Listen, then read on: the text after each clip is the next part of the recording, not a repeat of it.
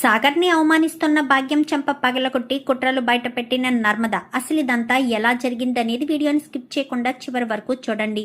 ఇల్లు ఇల్లాలు పిల్లలు అప్కమింగ్ ఎపిసోడ్స్లో ఏం జరగబోతుందో ముందుగా తెలుసుకోవాలి అనుకుంటే వీడియోని లైక్ చేసి ఛానల్ని సబ్స్క్రైబ్ చేసుకుని పక్కనే ఉన్న బెల్ సింబల్లో ఆల్ పై క్లిక్ చేయండి. నర్మద మీకు నచ్చినట్లయితే లైక్ చేసి కామెంట్లో ఎస్ అని టైప్ చేయండి. మొత్తం మీద చూసుకున్నట్లయితే గనక వల్లి కడుపుతో లేకపోయినా కడుపుతో ఉన్నాను కాబట్టి తొందరగా తినేస్తున్నాను, లేదంటే అందరూ తిన్న తర్వాత తినేదాన్ని. ఈ ప్రేమ ఇంటి కోడలే కదా, మరి ఇంటి కోడలైనప్పుడు అందరికీ వడ్డించిన తర్వాత లాస్ట్లో తినాలి కదా అని చెప్పి ఇంకా వల్లి అనేసరికి నేను ఎప్పుడు తింటే నీకెందుకు, నా తిండి గొడవ నీకెందుకు, నీ పని నువ్వు చూసుకొని కడుపుతో ఉన్నాను తొందరగా తినాలి అంటున్నావు కదా, తిను అంతే తప్ప నా విషయంలో కలగ చేసుకోవద్దు. నా విషయంలో కలగ చేసుకుంటే ఎలా ఉంటుందో ఏంటో నీకు బాగా తెలుసు అంటూ ఇంకా నా ప్రేమ అనేసరికి అవునొదిన నిజమే, ప్రేమ వదిన విషయంలో అస్సలు కలుగ చేసుకోకూడదు. ప్రేమ వదిన మామూలుది కాదు. ఎందుకంటే ఈవేళ కాలేజీలో జరిగిన గొడవ గురించి చెప్తారు.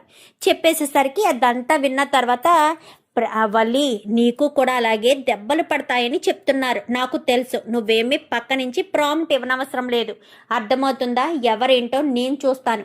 మా అమ్మని ఇక్కడికి రప్పిస్తేనే గాని వీళ్ళందరికీ పొగరు అనగదు అని చెప్పి ఇంకా వల్లి కాస్త మనసులో అనుకుంటుంది. ఈలోపు నర్మదికి బాగా ఆకలిస్తుంది. ఎప్పుడెప్పుడు సాగర్ వస్తాడా అని ఎదురు చూస్తూ ఉండేసరికి సాగర్ రానే వస్తాడు. ఎందుకంటే నర్మదికి వంట రాదు కదా, వంట చేసి పెట్టడానికి ఏమీ చేయలేదు, నీకు నాకు తీసుకొచ్చేసేయని చెప్దామని ఫోనులు చేస్తే సాగర్ ఫోన్ పాకెట్లో ఉండడంతో సాగర్ ఫోన్ లిఫ్ట్ చేయడు. ఇంకా ఇంటికి వచ్చేస్తాడు. అప్పటికే ఆకలితో అలమటిస్తూ ఉంటుంది నర్మదైతే.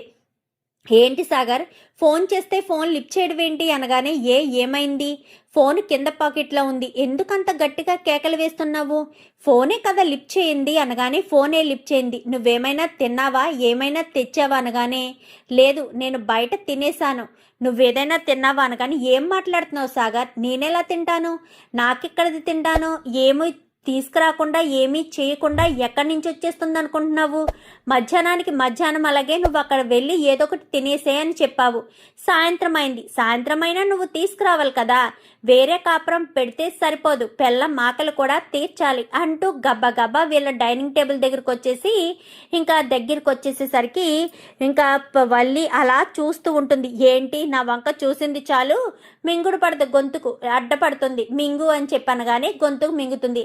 అత్తయ్య ప్లేట్ ఇవ్వండి అనేసరికి ప్లేట్ ఇస్తుంది. అదేంటి అత్తయ్య ఉత్తి ప్లేట్ ఇస్తున్నారు అంటే ఇక్కడ నర్మద నార్మల్గా అడిగితే భోజనం పెట్టరని, పైగా అక్కడ వల్లి ఉంది, అలాగే రామరాజు కూడా ఉన్నాడు, సో ఏదైనా అంటారని ఇంకా నర్మద దబాయించైనా సరే కడుపు నింపుకోవాలి అన్న ఉద్దేశంతో ఇంకా గబగబా వచ్చి భోజనం ప్లేట్ అడిగి తీసుకుని భోజనం ప్లేట్తో పాటు అన్నం పెట్టి ఎవరిస్తారు అనగాని అన్నం పెట్టి కూర పెట్టి ఇచ్చేసరికి చాలా ఆకలిస్తుంది బాబోయ్ అనుకుంటూ డైనింగ్ టేబుల్ పక్కన ఒక స్టూల్ ఉంటే స్టూల్ మీద కూర్చుని గబగబా తినేస్తుంది. ఇంకా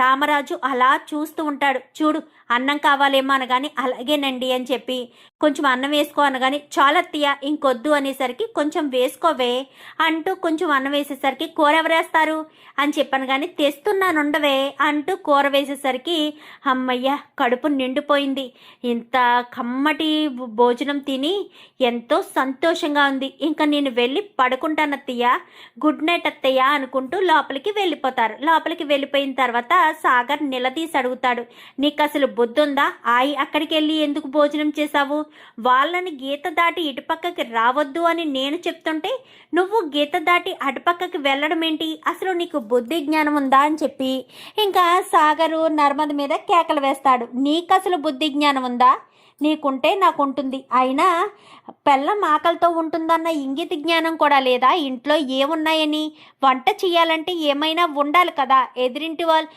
గీత గీసారు వాళ్ళనేమి అడగొద్దు గీత దాటొద్దు అని చెప్పిన వాడివి, అన్నీ నువ్వే చూసుకోవాలి, చూసుకోవడం మానేసి నీ కడుపు నింపుకుని వచ్చేస్తే మరి నేనేం చేయాలి, నిన్ను కట్టుకున్న పాపానికి పస్తులు పడుకోవాలా ఏంటి, అందుకే నా కడుపు నింపుకోవడానికి గీతేటి సముద్రాన్నైనా దాటిపోతా, నన్నెవరు ఆపగలుగుతారు అని చెప్పనేసరికి సర్లే ఇప్పుడు వెళ్తే వెళ్ళావు కానీ ఇంకెప్పుడు వెళ్ళకు, ఏమన్నా కావాలంటే నాకు చెప్పు, నేను తీసుకొస్తాను అని చెప్పి ఇంకా అక్కడి నుంచి కాస్త ఇంకిద్దరు కూడా లోపలికి వెళ్ళిపోయి ఇద్దరు పడుకుంటారు.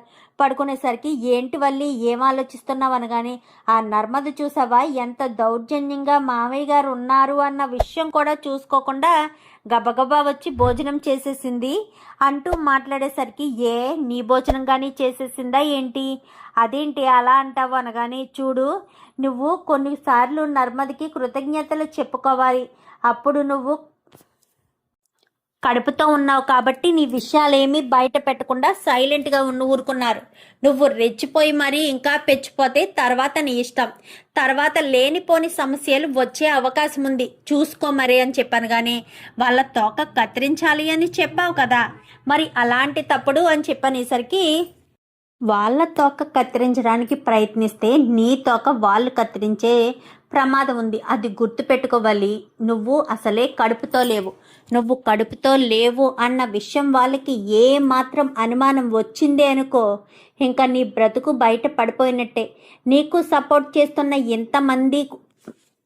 ఇంతమంది కూడా నిన్ను మెడపట్టి బయటకు గెంటేస్తారు, అది గుర్తుపెట్టుకో అని చెప్పనేసరికి, నాకు అన్నీ గుర్తున్నాయి, గుర్తులేవని ఏమీ అనుకోవద్దు, అన్నీ గుర్తుపెట్టుకుంటున్నానని వాళ్ళు కాస్త అంటుంది. ఇంకా అప్పుడే సుక్కు బయటికి వెళ్ళడంతో వెంటనే వాళ్ళ అమ్మకు ఫోన్ చేస్తుంది. అమ్మో ఏం చెప్పాను కానీ, ఏంటమ్మా ఏమైందమ్మడు, అక్కడ ఏదైనా మళ్ళీ సమస్యనా అనగానే, నర్మద అక్కడి నుంచి వచ్చి ఇక్కడికి వచ్చి దౌర్జన్యంగా తినేసింది, నర్మద అలా రావడం నాకు నచ్చలేదు, ఆ వాళ్ళు వేరే కాపురం అన్నప్పుడు వేరే కాపురంగానే ఉండాలి కదా, సాగర్ ఏమీ తీసుకురాకుండానే అన్నీ తేకుండానే వచ్చేసాడు, అందుకే ఏం చేయాలో అర్థం కాక ఏం చేయకుండా ఏదో తాళం పెట్టుకుని ఇంకా ఏయో తినబోతుంటే అత్తయ్య వాళ్ళు భోజనానికి రమ్మని పిలిచినట్టున్నారు, దౌర్జన్యంగా వచ్చేసి మరి తినేసింది అనేసరికి, మరి మీ మామయ్య గారు అక్కడ లేరా, ఉన్నారు కానీ ఏం మాట్లాడలేదు, ఎందుకంటే కడుపు నిండా తినేది కదా, భోజనం గురించి మళ్ళీ మామయ్య గారు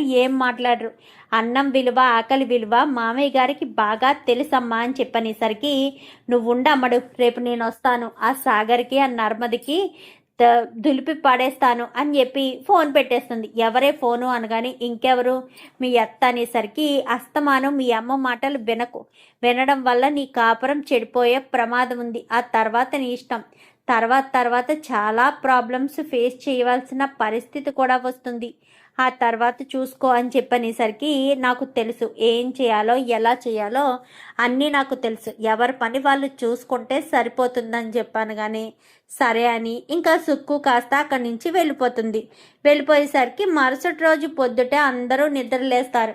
ఇంకా నర్మదా వాళ్ళు అందరూ నిద్ర లేచి ఎవరి పనులు వాళ్ళు చూసుకుంటారు. ఇంకా వల్లి గదిలో పడుకునున్నారు కదా, పడుకుని ఉండేసరికి వల్లి ఇంకా నిద్ర లేవకముందే అమ్మడు అనుకుంటూ పరుగున వచ్చేస్తుంది భాగ్యం. ఏంటి ఇలా వచ్చారు అనగానే, అదేంటి వదిన గారు, నా కూతురు అసలే ఒట్టి మనిషి కూడా కాదు, కడుపుతో ఉంది, కడుపుతున్న మనిషిని చూసుకోవాల్సిన బాధ్యత నాదే కదా, అందుకోసమని కడుపుతున్న మనిషిని చూసుకోవడం కోసమే ఇలా చేస్తున్నాను అని చెప్పనేసరికి, అవునా నిజమే, లోపల గదిలో ఉంది, ఇంకా నిద్ర లేవలేదు, వెళ్ళి చూడండి అని లోపలికి పంపించేసరికి లోపలికి వెళ్తారు. వెళ్ళేసరికి అమ్మ వల్లి అంటూ ఇంకా ఒంటి మీద చెయ్యేసి మరీ పిలిచేసరికి, అమ్మోయ్ ఇంత ఉదయాన్నే వచ్చేసావు ఏంటమ్మోయ్ అని చెప్పాను. కానీ నీ కోసమే వచ్చానమ్మడు, ఆ సాగర్ ఇంటి దగ్గర ఇప్పుడే కదా ఉంటాడు, ఆ సాగర్ని ఆ నర్మదని ఒక ఆట ఆడుకోవాలంటే ఇప్పుడు తప్ప ఇంకెప్పుడు అవకాశం ఉంటుంది, అందుకే వచ్చాను, ఇంతకీ వాళ్ళు ఎక్కడున్నారు, ఇంకెక్కడుంటారు, వాళ్ళ గదిలోనే ఉంటారు అని చెప్పాను. కానీ అవునా వాళ్ళ గదిలోనే ఉన్నారా, సరే తేల్చేస్తాను రా, బయటికి వెళ్దాము, బయటికి వెళ్తే వాళ్ళే వస్తారు కదా. ఇంకా బయటికి వెళ్ళిన తర్వాత, అవునే అమ్మడు మధ్యలో ఈ గీత ఏంటి, గీత ఎవరు గీశారు అని చెప్పనేసరికి, గీత నర్మదా సాగర్ ఇద్దరు వేరే కాపురం పెట్టారు కదా అందుకని అనేసరికి, ఏంటి నర్మదా సాగరు వేరే కాపురం పెట్టారా, ఏంటి ఈ ఇంట్లోనే 2 కుంపట్ల, అంటే నర్మద ఒక పక్క సాగర్ వదిన గారు ఒక పక్క వంటలు చేసుకుంటారా ఏంటి, అయ్యో పాపం నర్మదకు వంట చేయడం రాదే, అయినా సాగర్ ఇదేంటయ్యా నువ్వు ఇలాంటి పని చేస్తావని అస్సలు అనుకోలేదు. మీ నాన్న పరువుని నిలబెట్టేవాడిలా ఉండాలి కానీ మీ నాన్న పరువుని తీసేవాడిలా ఉన్నావేంటయ్యా? నా కూతురు చూడు ఎంత చక్కగా ఉంటుందో, ఇంటి పరువుని నిలబెడుతుంది ఇంటి కోడలుగా. నీ భార్య నీకు ప్రతి క్షణం సపోర్ట్ చేస్తూ ఇంటి పరువుని తీస్తుంది అంటూ మాట్లాడేసరికి, ఏంటి ఇప్పుడు ఇక్కడికి వచ్చి ఇంటి పరువుని ఎవరు తీస్తున్నారో ఎవరు తీయట్లేదో తెలుసుకోవడానికి వచ్చారా? మీరు వచ్చిన విషయం ఏంటి? మీ కూతుర్ని చూసుకోవడానికే కదా వచ్చారు. మరి చూసుకోవడానికి వచ్చినప్పుడు మీ కూతుర్ని మాత్రమే చూసుకోండి, మిగిలిన వాళ్ళ విషయాల్లో కలగ చేసుకోకండి. అయినా అందరి విషయాల్లో మీరెందుకు కలగ చేసుకుంటున్నారు? మీ కూతురు మీ అల్లుడు అంతే, అంతకు మించి వేరే వాళ్ళ సంబంధం మీకు లేదు అనగానే ఆవిడ అన్న దాంట్లో తప్పేముంది? ఇప్పుడు ఇంట్లో 2 కుంపట్లు, 2 పొయ్యలు, 2 వంటలు జరుగుతాయా అని అడిగింది, అంతే కదా. ఆ మాత్రం దానికి కోప్పడిపోవడం ఎందుకు అని చెప్పి మాట్లాడేసరికి, అది కాదండి అని చెప్పాను కానీ ఇంకేం మాట్లాడదు బుజ్జమ్మ. ఏంటి చెల్లమ్మ ఇలా వచ్చావు అని చెప్పనేసరికి, ఏమీ లేదన్నయ్య గారు, అమ్మని చూద్దామన్న ఉద్దేశంతోనే వచ్చాను అన్నయ్య గారు అనేసరికి, ఎలాగా వచ్చారు కదా వల్లిని చూసుకుంటూ ఇక్కడే ఉండండి అని చెప్పాను కానీ, మామయ్య అదేంటి వాళ్ళని ఇక్కడ ఉండమని చెప్తున్నారు అని చెప్పనేసరికి, బుజ్జమ్మ పరాయి వాళ్ళ విషయాలలో కలగ చేసుకోవద్దని తెలీదా అమ్మాయికి? నా ఇంటి విషయాల్లో కలగ చేసుకోమని ఎవరు చెప్తున్నారు? మన ఇష్టం, మనకి ఇష్టం వచ్చినప్పుడు వస్తారు, వచ్చిన వాళ్ళు ఉంటారు. ఆ మాత్రం దానికే ఎందుకు వాళ్ళు ఉండకూడదు వీళ్ళు ఉండకూడదు అంటూ అబ్జెక్షన్స్ పెడుతుందా అమ్మాయి? ఆ అమ్మాయికి ఏం సంబంధం ఉంది? ఆ అమ్మాయికి ఇల్లా ఏంటి ఇల్లు? కేవలం వాళ్ళకి ఆ పోర్షన్ మాత్రమే ఇచ్చారు, వేరే పోర్షన్స్ ఏమీ ఇవ్వలేదు. వేరే వాళ్ళ గురించి మాట్లాడవలసిన అవసరం లేదు అని చెప్పి రామరాజు అనేసరికి, అవునులే అన్నయ్య గారండి, మేము ఇక్కడికి ఉంటే కొంతమంది చూసి ఉండలేరు. ఎందుకంటే లంచాలు ఇచ్చి ఉద్యోగాలు కొనుక్కున్న వాళ్ళు కూడా మా తరపున మాట్లాడేస్తారు. మేమెంతో నీతి నిజాయితీగా పని చేసుకుని కష్టపడి పని చేసుకుంటున్నాము. అయినా ఇక్కడ ఎందుకులేండి అన్నయ్య గారు, మేము మా ఇంటికే వెళ్ళిపోతాము. ఎక్కడ వాళ్ళు అక్కడుంటేనే మంచిది. కొంతమందికి కొన్ని స్థాయిలు ఉద్యోగాలు వస్తే ఆ ఉద్యోగాలని చేసుకోవడానికి డబ్బులు లంచాలు ఇచ్చి కొనుక్కుంటారు కదా, అందుకే ఇలా ఉంటుంది. అయినా పుట్టింటి నుంచి గొడవలు వస్తున్నాయంట కదా, గొడవ పెట్టింది మీ నాన్నేనంట కదా. ఓహో, మీరు అడిగితే ఇవ్వరేమోనని చెప్పి మీ నాన్నకు చెప్పి మరీ లంచాలు ఇండ్లు ముక్కలు చేయాలనుకుంటున్నారా? అయ్యో అన్నయ్య గారు పాపం, ఎన్నో రోజుల నుంచి కొడుకులందరూ కలిసే ఉండాలని, జీవితాంతం కలిసికట్టుగా ఉండాలని ఎన్నో ఆశలు పెంచుకున్నారు. ఇప్పుడు నీ వల్ల ఇలాంటి పరిస్థితి వచ్చిందా సాగర్? నీ వల్లే మీ నాన్నగారి ఇంటిని 2 గీతలు గీశారు. మరి 2 ముక్కలు చేయాలి అంటే ఆయన గుండె ఎంతలా కొట్టుకుంటుందో. అసలే హార్ట్ అటాక్ వచ్చిన మనిషి అంటూ గుర్తు చేసేసరికి, ఎప్పటికే ఎదురింటి వాళ్ళు చొక్కా పట్టుకుని చొక్కా చింపేసి అవమానాల మీద అవమానాలు చేస్తూ ఉన్నారు. అది చాలవన్నట్టు మళ్ళీ నువ్విలాంటి పని చేస్తావా అంటూ మాట్లాడేసరికి, నేనేం చేశాను? అయినా మీరు నా భర్తను అంటున్నారేంటి? నా భర్తనని హక్కు అధికారం మీకెక్కడిది అనగానే, అమ్మో ఏం మాట్లాడుతున్నావు నర్మదా, నువ్వు నా కూతురు లాంటి దానివి కాదా? అతను నా అల్లుడు లాంటి వాడు కాదా? అల్లుడు తప్పు చేస్తే చూస్తూ ఊరుకోవాలా? ఏదో ఒక మాట అనాల్సిందే. అల్లుడి మీద మాత్రం మందలించకపోతే ఎలాగా అంటూ మాట్లాడడంతో, చూడండి భాగ్యం గారు, మీ పనులు మీరు చూసుకోండి, మా విషయం గురించి మీకు అనవసరం, మా గురించి మీరు ఆలోచించొద్దు అని చెప్పి ఇంకా సాగర్ అయితే చెప్తాడు. ఆలోచించకపోతే ఎలా బాబు? ఇలానే ఉంటే పలానా రామరాజు గారి కుటుంబంలో తన 2వ కొడుకు మధ్యలోకి గీత గీసుకుని మధ్యలోనే ఉంటున్నాడంట అని చెప్పుకుంటారు. అదే కాక ఆస్తి పంపకాలు చేస్తే ఆస్తి కోసం గొడవపడి ఇంట్లోంచి బయటికి వెళ్ళిపోయారంట అని చెప్పుకుంటారు. అసలు ఎందుకు బాబు అంత తొందరపాటు నిర్ణయాలు తీసుకుంటున్నావు? ఉద్యోగాలు అది ఇది అంటూ తొందరపాటు నిర్ణయం తీసుకున్నారు అల్లుడు గారు అని చెప్పనేసరికి, చూడండి ఎవరు నా విషయాల్లో కలక చేసుకోవక్కర్లేదు. నా విషయం ఏం చేయాలో ఎలా నేను చూసుకోవాలో అన్నీ నాకు తెలుసు. మీ గురించి మాత్రమే మీరు చూసుకోండి. అయినా మీరు ఏ పని మీద వచ్చారు ఆ పని మాత్రమే చూసుకోండి.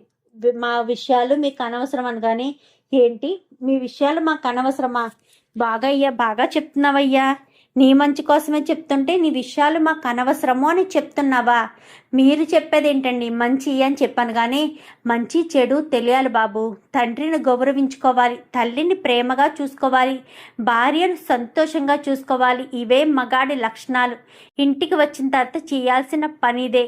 కానీ ఇంట్లో అక్కడ చేసేది కూడా ఇక్కడే చేస్తూ ఉంటూ బిజీగా ఉంటున్నారు. అలాంటిటప్పుడు నువ్వే అర్థం చేసుకొని వాళ్ళకి సహాయం చేయాలి. ఏదో పని చెప్తే నేనెందుకు చేయాలి ఏంటి అంటూ మాట్లాడుతున్నారట కొంతమంది. ఆయన మీ నాన్నని ఎదిరించి మాట్లాడడం ఏంటయ్యా? అది మీ మామయ్య గారిని తీసుకొచ్చి బుద్ధి కానీ లేదా అంటూ మాట్లాడేసరికి చెంప పగలగొడుతుంది వల్లి నర్మదైతే. ఏంటి మా ఆయనకి బుద్ధి లేదా? బుద్ధి లేనిది ఎవరికో తెలియదా ఏంటి? బుద్ధి లేకుండా కొన్నదెవరో తెలుసు, ఎవరు కొన్న ఇదంతా తెలుసు.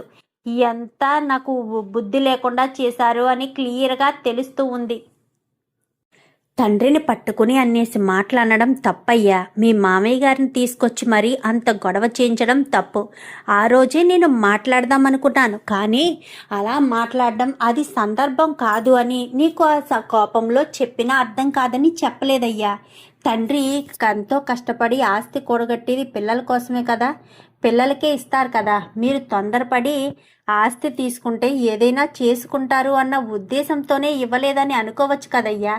అయినా మీ నాన్న కష్టపడి సంపాదించిన ఆస్తి మొత్తం నీకేమన్నా దక్కుతుందే ఏంటి?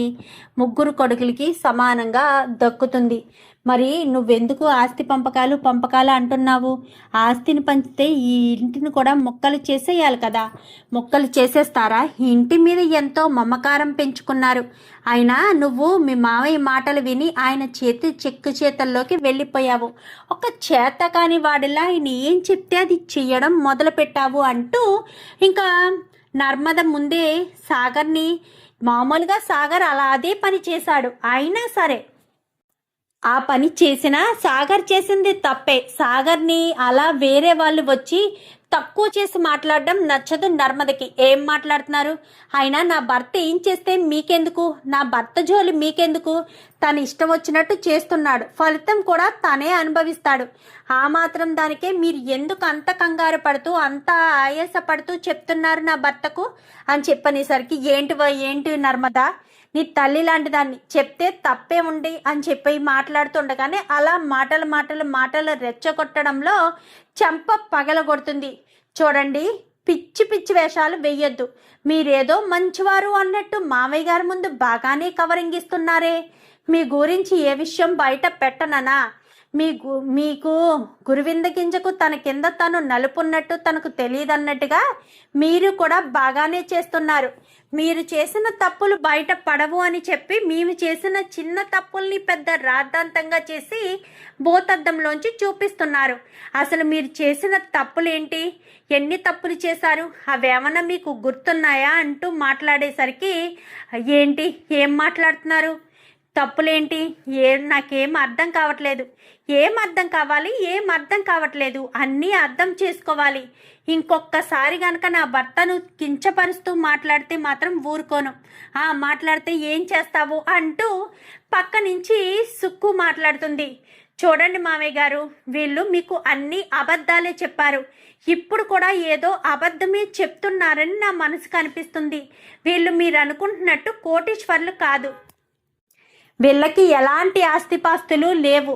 ఒకప్పుడుండి ఇప్పుడు పోయాయి అని చెప్పడానికి కాదు కదా. అసలు వీళ్ళకు ఆస్తి అంతస్తులు ఏమీ లేవు. చందుబావని ఒక పద్ధతి ప్రకారం మోసం చేసి నాటకమాడి మిమ్మల్ని నమ్మించి, ఇంట్లో వాళ్ళని నమ్మించి, అడుగడుగునా మోసం చేస్తూ నమ్మిస్తూ వీళ్ళంతా కూడా కావాలని చేసుకొచ్చారు. నిజానికి వల్లి అక్క తప్పులు చేసింది. ప్రేమ నగలు దొంగతనం చేసింది వల్లి అక్కే. అమూల్య జీవితాన్ని నాశనం చేసింది వల్లి అక్కే. అసలు చందుబావ ఎందుకు వల్లి అక్కను పుట్టింట్లో వదిలేశాడో తెలుసా మామయ్య? అమూల్య విషయంలో వల్లి అక్క చేసిన కుట్ర. అమూల్య విషయంలో వల్లి అక్కే కుట్ర చేసింది. అందుకే వల్లి అక్కను తీసుకెళ్ళి వాళ్ళ అమ్మ వాళ్ళ ఇంట్లో వదిలేశారు అనేసరికి ఏం మాట్లాడుతున్నావు? వాళ్ళ అమ్మకు యాక్సిడెంట్ అయిందని కదా వెళ్ళింది. అదంతా అబద్ధం మామయ్య. కావాలనే బావగారు అలా చెప్పారు. వల్లి అక్క కాపురం వదిలేసుకుని వెళ్ళిపోమని చెప్తేనే వల్లి అక్క ఇక్కడి నుంచి వెళ్లకుండా ఇక్కడే ఉంటానని చెప్పింది. బావ తిట్టి ఇక్కడి నుంచి పంపించేశారు. అలా పంపించేసిన వల్లి అక్క అక్కడ ఉండలేక ఇక్కడికి రాలేక ప్లాన్ల మీద ప్లాన్లు వేసి చందుబావ ప్రాణాల మీద కూడా తీసుకురావడానికి ప్రయత్నించారు మామయ్య. యాక్సిడెంట్ అయితే ప్రేమ కాపాడింది కదా మామయ్య. అప్పుడే ఇదంతా జరిగింది. వల్లి అక్క వాళ్ళు ఎంత దారుణంగా ఆలోచించారంటే తన కూతురు కాపరాన్ని నిలబెట్టడం కోసం ఏం చేయడానికైనా వెనకాడలేదు. అల్లుడికి డమ్మీ యాక్సిడెంట్ చేయించి దెబ్బలు తగిలితే ఆ దెబ్బలకి సేవలు చేయడం కోసం కూతుర్ని తీసుకొస్తారన్న ఉద్దేశంతో ఆలోచించారు. అంత దారుణమైన మనుషులు. అంతేకాదు మామయ్య, ఇంకా వీళ్ళ గురించి చెప్పాలి అంటే చాలా చాలా ఉన్నాయి. వల్లి యొక్క అమూల్య విషయంలో ఎన్ని కుట్రలు చేసిందో తెలుసా మామయ్య? అమూల్య నిజంగా విశ్వను ప్రేమించలేదు మామయ్య. ప్రేమించేటట్టు వల్లి అక్కే చేసింది. చెప్పమూల్య అనగానే అవునన్న, నేను నిజానికి విశ్వను ప్రేమించలేదు. వల్లి వదినే విశ్వను ప్రేమించు, 2 కుటుంబాలు ఒకటవుతాయి అంటూ పదే పదే చెప్పడం వల్ల విశ్వను ప్రేమించాను. కానీ నాకు పెళ్ళి కుదిరిన తర్వాత మీరందరూ నా మీద పెంచుకున్న నమ్మకం, మీరందరూ నా మీద చూపిస్తున్న ప్రేమను నేను తట్టుకోలేకపోయాను. మీరు చూపించిన ప్రేమ వల్ల ఆ విశ్వ ప్రేమ నాకు ఎందుకో అంతలా అనిపించక విశ్వను నాతో మాట్లాడొద్దు, ఇంకా నన్ను మర్చిపోమని చెప్తే వల్లి వదిన ద్వారా విశ్వ మళ్ళీ నాకు కాంటాక్ట్ అయ్యి ఒక్కసారి నీతో మాట్లాడాలి అంటే రాను రాను అని ఎంత చెప్తున్నా కానీ వల్లి వదినే కావాలని నన్ను తీసుకుని వెళ్ళి విశ్వకు అప్పగించింది నాన్న. ఆ రోజే విశ్వ నిజ స్వరూపం నాకు తెలిసింది. నిజానికి విశ్వ నన్ను ప్రేమించి పెళ్లి చేసుకోవాలి అని అనుకోలేదు. మీ మీద కక్ష సాధించడం కోసం ఇదంతా చేశాడు. ఇదంతా చేయడానికి కారణం వల్లి వదిన. వల్లి వదిన వల్లే నా జీవితం ఇలా అయింది. విశ్వ చూస్తేనే భయం వేసేటట్టుగా చేశాడు. నేను మళ్ళీ కాలేజీకి వెళ్తుంటే నన్ను ప్రతి క్షణం నిద్రలేని రాత్రులు గడిపేటట్టు చేస్తున్నాడు నాన్న.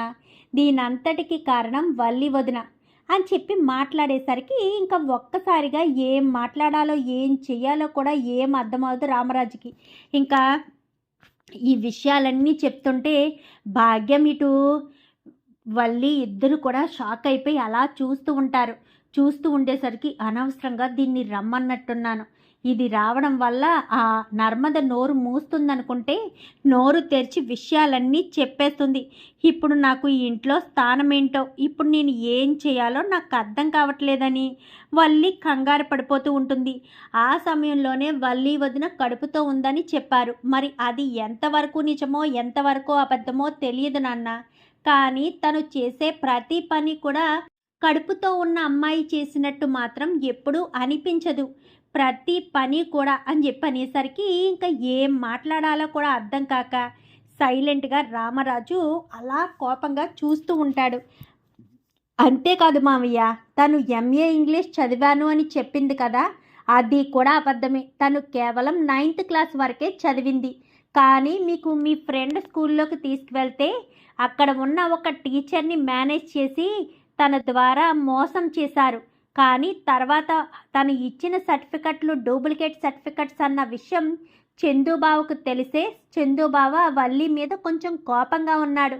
ఎప్పుడైతే అమూల్య విషయం తెలిసిందో ఇంకా చందుబావ ఆ కోపాన్ని కంట్రోల్ చేసుకోలేక ఒకటా రెండా అడుగడుగును మోసం చేస్తూనే ఉన్నారు మామయ్య గారు. మన కుటుంబాన్ని మొక్కలు చేయడానికి చేస్తూనే ఉన్నారు. ఇప్పుడు కడుపు విషయం కూడా అబద్ధమో నిజమో తెలియడం లేదు. ఆ రోజు సాయంత్రం నేను హాస్పిటల్కి తీసుకువెళ్తాను అని వల్లి అక్కతో ఎప్పుడైతే అన్నానో వెంటనే ఇంత పెద్ద గొడవ జరిగింది. సాగర్ ఇలా పెద్ద గొడవ చేసి ఇంటి నుంచి వెళ్ళిపోవడానికి సిద్ధపడుతున్నాడు. నిన్నటికి నిన్న వల్లి అక్క డ్యాన్సులు వేసుకుంటూ ఉంటే కడుపుతో ఉన్న వాళ్ళు ఎప్పుడూ అలా ఉండరు, ఎంతో శ్రద్ధగా జాగ్రత్తగా ఉంటారు వదిన అంటూ ఉంటారక్క అని నేను మాట్లాడితే అప్పటికప్పుడు నార్మల్గా ఉన్న మనిషి మీరు వచ్చారు అని తెలుసుకుందో ఏంటో సడన్గా కళ్ళు తిరిగి పడిపోయారు. ఈ సుక్కు వీళ్ళిద్దరూ కలిసే ఏ ప్లాన్లు వేస్తున్నారు మామయ్య గారు. ప్రతి క్షణం ఎలాంటి పనులు చేస్తున్నారు, ఎంతవరకు నిజమో ఎంతవరకు అబద్ధమో ఏ విషయం కూడా మాకు తెలియడం లేదు అని చెప్పి ఇంకా నర్మది చెప్పడంతో ఒక్కసారిగా రామరాజు షాక్ అయిపోతాడు. ఈ విషయాలన్నీ నమ్మలేకపోతున్నాను. ఇన్ని కుట్రలు ఇన్ని కుతంత్రాలు చేస్తున్నారా? ఏంటిదంతా? అసలు మీరు ఎందుకు ఇన్ని మోసాలు చేస్తున్నారు? అసలు విశ్వ మిమ్మల్ని బెదిరించడం ఏంటి? విశ్వ ఏం చెప్పాడు? అమూల్య జీవితాన్ని నాశనం చేయమని మీకు ఎవరు చెప్పారు? ఈ విషయాలన్నీ చెప్తారా చెప్పరా అంటూ రామరాజు నిలదీస్తాడు.